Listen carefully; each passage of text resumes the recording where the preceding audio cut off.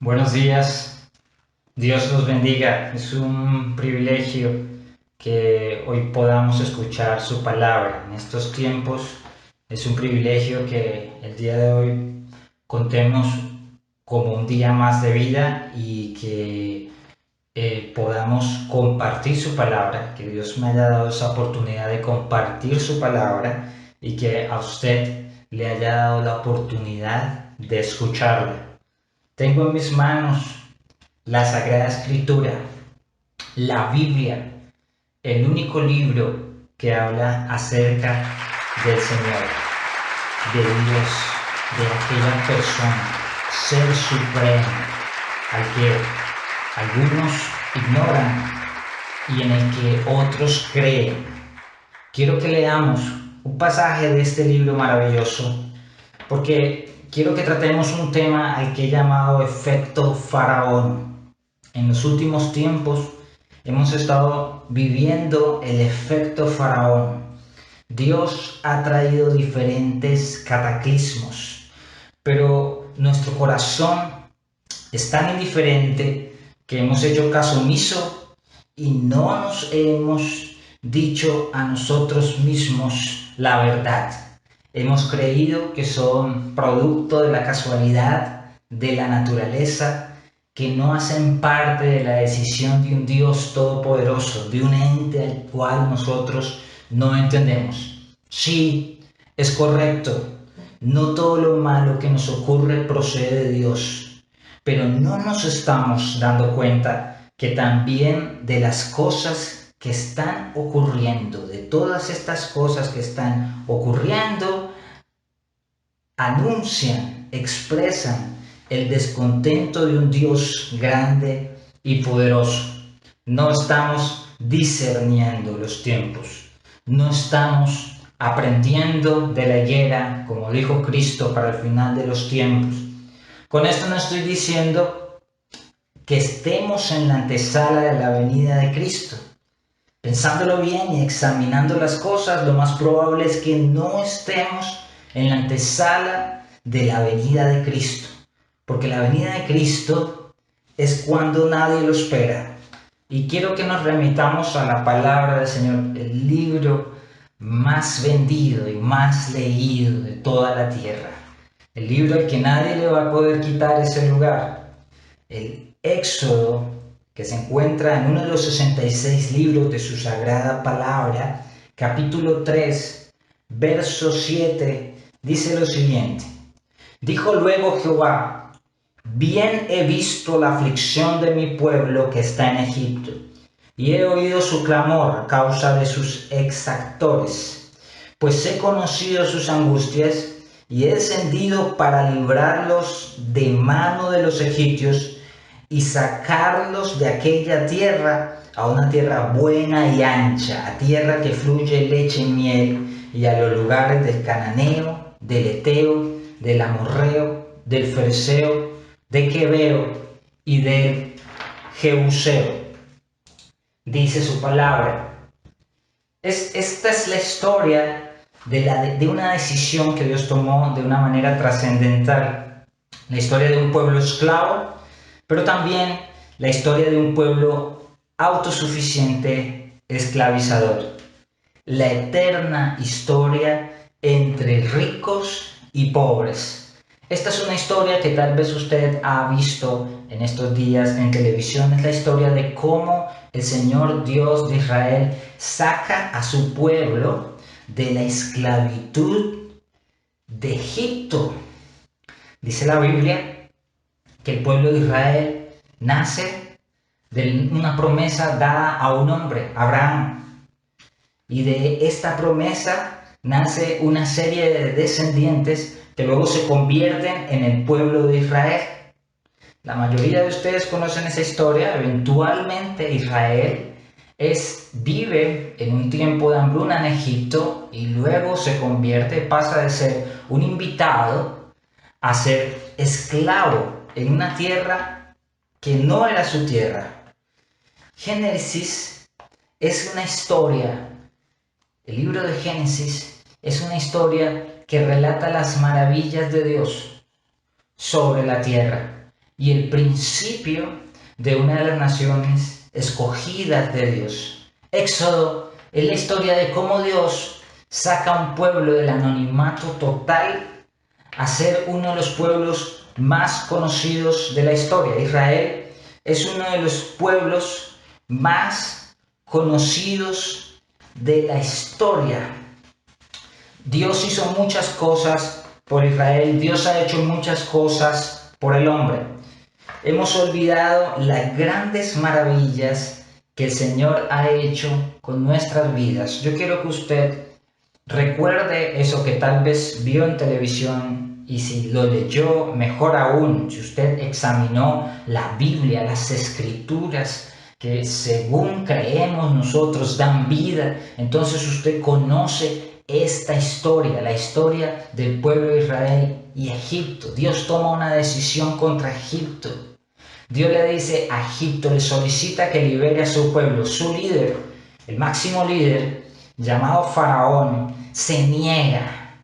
Y Dios empieza a enviar ciertas plagas para forzar la entrega de su pueblo. Primero hacen una petición solidaria y le dicen: quiero que dejes ir a mi pueblo porque va a ofrecer sacrificio camino de 3 días. Faraón se niega y empiezan a llegar una serie de cataclismos a los ciudadanos de Egipto. Con cada plaga, dice la Biblia, Faraón endurecía su corazón. Todas estas tragedias llegaron al pueblo de Egipto. Israel, por voluntad de Dios, fue eximido de cada una de estas plagas. Y conocemos las plagas, conocemos la plaga de granizos, el agua que se convirtió en sangre, las ranas, las moscas, los piojos, las ulceraciones en los egipcios, las langostas, la lluvia de granizo con fuego. Conocemos la historia y tal vez parezca como la historia de un cuento, pero el libro de Éxodo no son historias de fábulas. El libro del Éxodo está relatando hechos que pasaron en la antigüedad. Es un libro de registro. Llega un momento en que Faraón se decide a no dejar ir a Israel, y en ese momento Dios decide, como a la 6ª plaga más o menos, él mismo también endurece el corazón de Faraón. Dios escoge a un hombre que sea su vocero. Este hombre es Moisés. Moisés se presenta delante de Faraón haciéndole una petición, diciéndole: deja ir a mi pueblo. Era necesario que Faraón dejara ir al pueblo de Israel. Era una petición que estaba viniendo de boca del mismo Dios a través de Aarón y Moisés. Pero Faraón se negó, y el causal de toda esta negación es que vinieron sobre ellos cantidades de plagas, dice la Biblia, por su pecado. Más adelante, en la última gran plaga, una mortandad de gente, el corazón de Faraón se doblega y él mismo manda llamar a Moisés y le dice que saque al pueblo de Israel y que se vayan. La misma gente del pueblo de Egipto estaba afanada porque Israel se fuera, porque ellos pensaban, según dice la Biblia, que todos iban a ser muertos después de esa gran calamidad de la muerte de los primogénitos. Hemos olvidado las grandes maravillas que Dios ha hecho en nuestras vidas, pero también hemos olvidado las grandes tragedias. Dios ha sido bueno con toda Colombia. Dios ha sido bueno con Cartagena, que es la ciudad en donde vivo, la ciudad que me acogió. No soy de esta ciudad. Estoy aquí hace unos 15 años, más o menos. Soy de otro pueblo, de otra cultura, pero Dios me colocó en esta ciudad para que fuera vocero suyo. Tal vez un Moisés, tal vez el Moisés que le está hablando a usted en este momento, en este punto de la historia. Y como le digo, hemos olvidado no solo las maravillas que Dios ha hecho con nosotros, sino las grandes tragedias. Cada tragedia que pasó en Egipto por causa del pecado de ese pueblo, por causa de la falta de decisión de su líder, dejaba una marca y un deseo y una intención de Dios. Yo no sé si ustedes han visto esas grandes tragedias que han venido a nuestras vidas. En Colombia, en 1985, escuchamos por primera vez del desastre de Armero que dejó miles de muertos. En el 99, era el año 1999, y escuchamos del terremoto que sacudió a Armenia.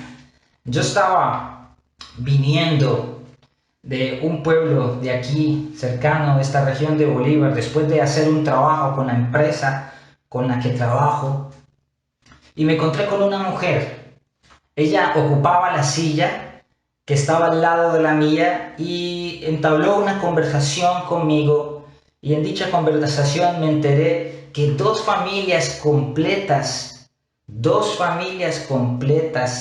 de su linaje habían desaparecido en la tragedia de Armero, y empezó a relatarme los hechos. Todas estas cosas son cosas que ocurren para que el ser humano tenga un cambio. Esta mujer con tristeza me contaba cómo habían desaparecido en una sola noche todos sus familiares cercanos. Una de estas familias tenía un bebé. Yo le pregunté, ¿cómo supiste?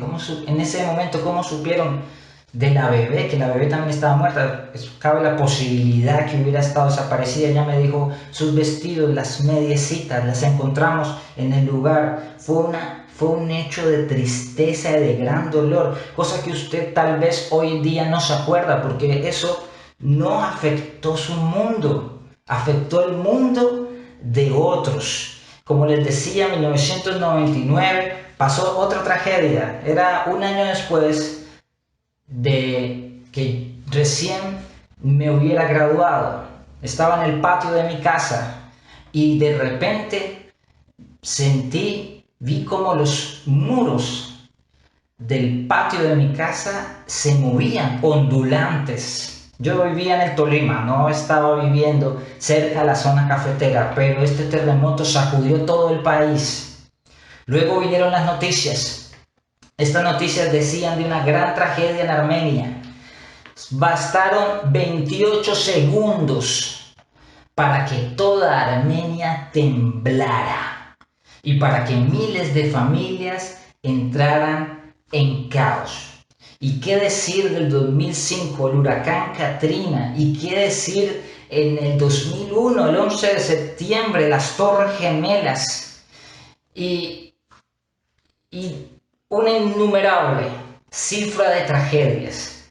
Cada tragedia debiera generar un cambio en nuestras vidas, pero no estamos permitiendo que este cambio se genere, sino que nos está ocurriendo un efecto faraón, es decir, nuestro corazón se está endureciendo. No querramos echarle la culpa a Dios de las cosas que nos suceden, porque la Biblia dice que el hombre recibe en sí mismo la retribución debida a su extravío. Sin embargo, hemos estado en medio de estas tragedias y aún estamos con vida y podemos contar estas historias. ¿No es esto una muestra de lo bueno que Dios ha sido con nosotros? Un hombre en estos días, en este clima y en esta sombra de muerte que se ciñe sobre el mundo, estaba hablando con un hombre y este hombre me abordó con una pregunta. ¿Cuál es el milagro más grande que Dios ha hecho por ti? Me dijo. No pude responder de inmediato, ¿sabes?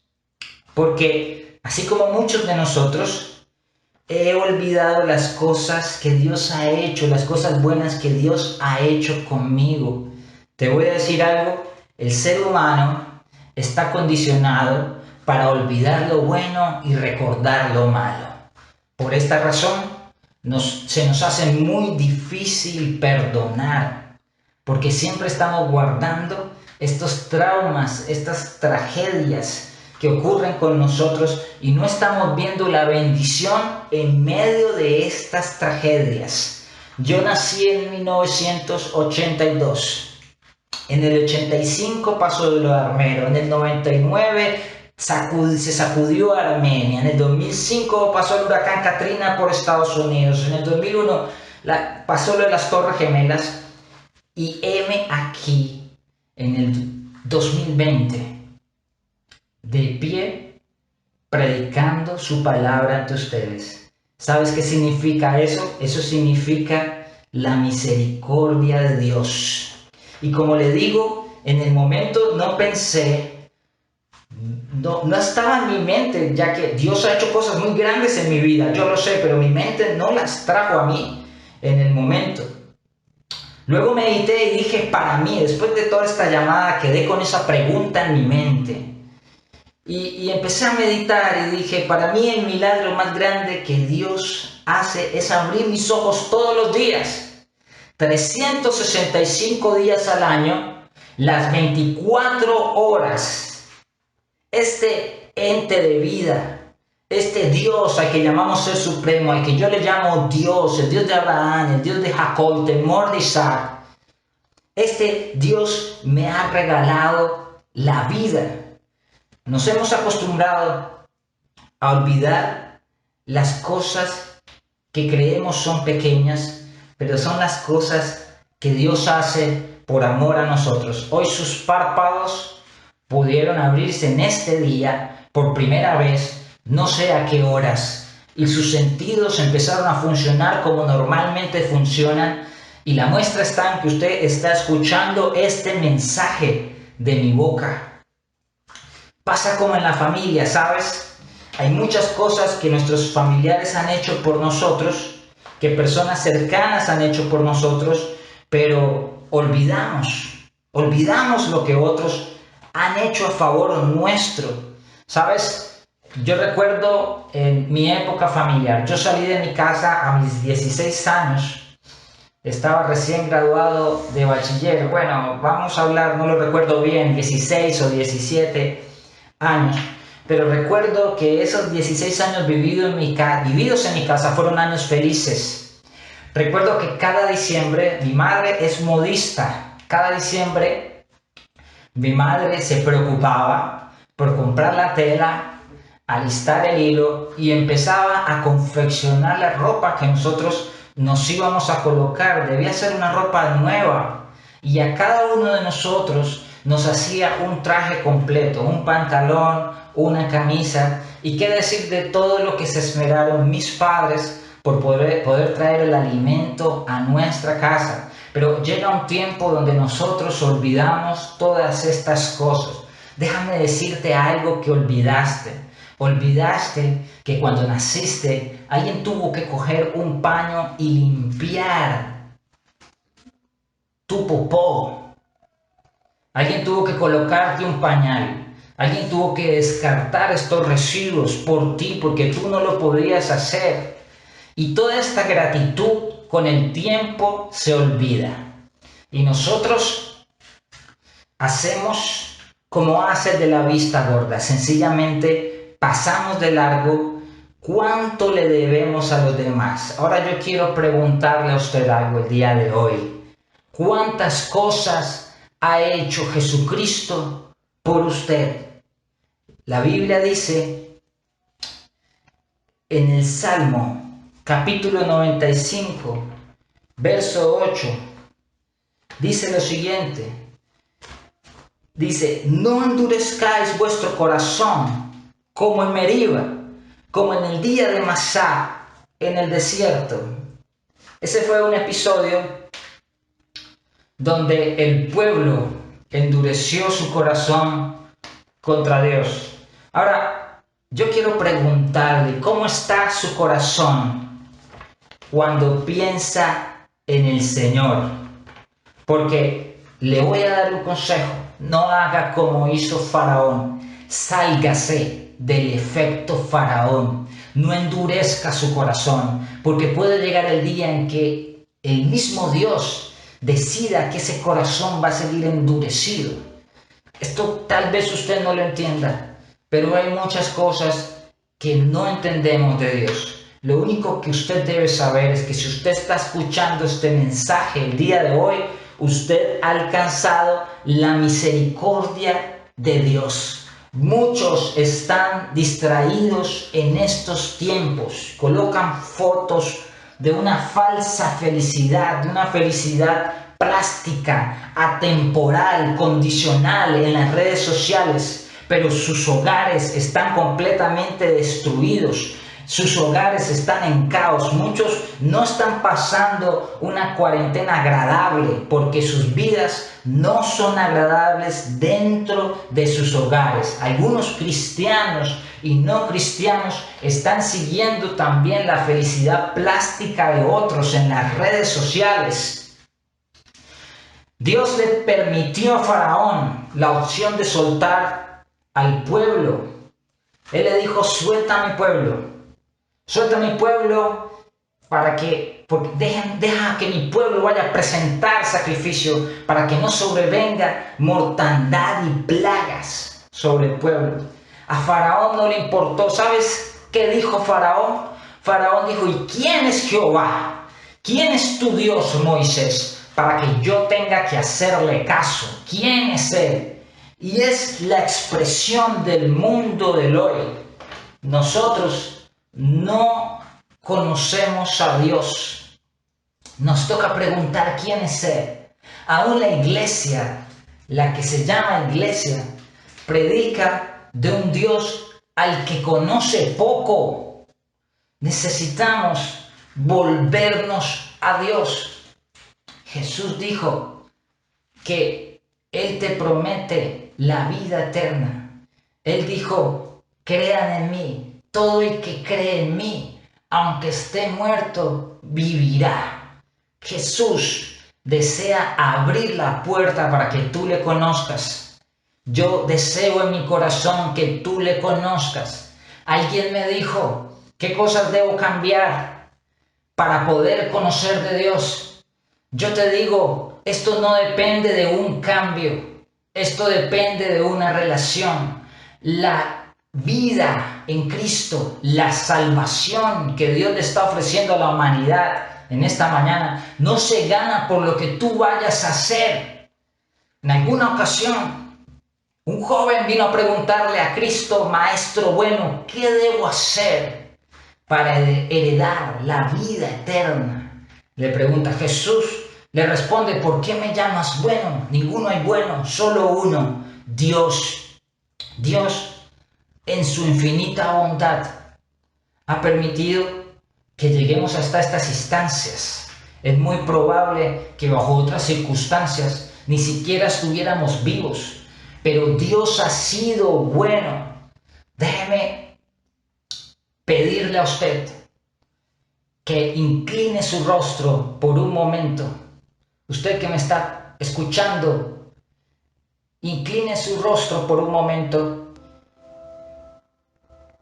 y permita que el Señor toque su corazón. Mire, querido amigo que se encuentra escuchando esta palabra, mi intención en este momento no es añadirlo a la iglesia que pastoreo. Mi intención en este momento es que usted conozca el ser más maravilloso que existe sobre la faz de la tierra. No aprenda de lo malo.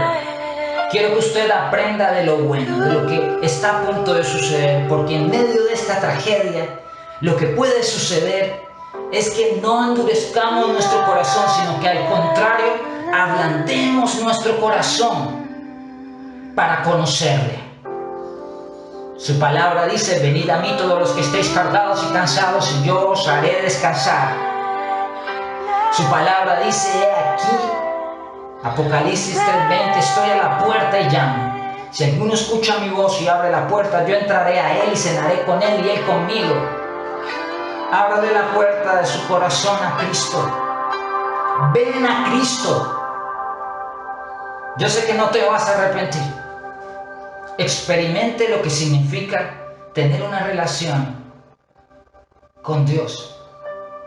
Aunque algunos no crean en Él, aunque tal vez su corazón le diga que no existe, vale la pena intentar. Lo reto a que intente tener una relación con Jesucristo. Lo reto a que le pida perdón por tener un corazón endurecido, por tener un corazón que no lo acepta. Bendito seas, Dios. Te ruego por cada uno de los que están escuchando este mensaje y de los que van a escuchar este mensaje, para que tú los guíes hacia tu salvación, para que tu salvación los alcance, que es mayor aún que la vida de esta tierra, para que tú les des paz en medio de este conflicto, para que quites ese temor que se está ciñendo sobre Colombia y el mundo, y para que los ayudes a descansar en ti. Bendito sea. Si usted está escuchando esta oración, quiero que la haga conmigo. Quiero que cierre sus ojos y le diga: Señor, quiero experimentar una vida en ti. Quiero que tú entres en mi corazón. Quiero que tú vivas conmigo. Quiero que me permitas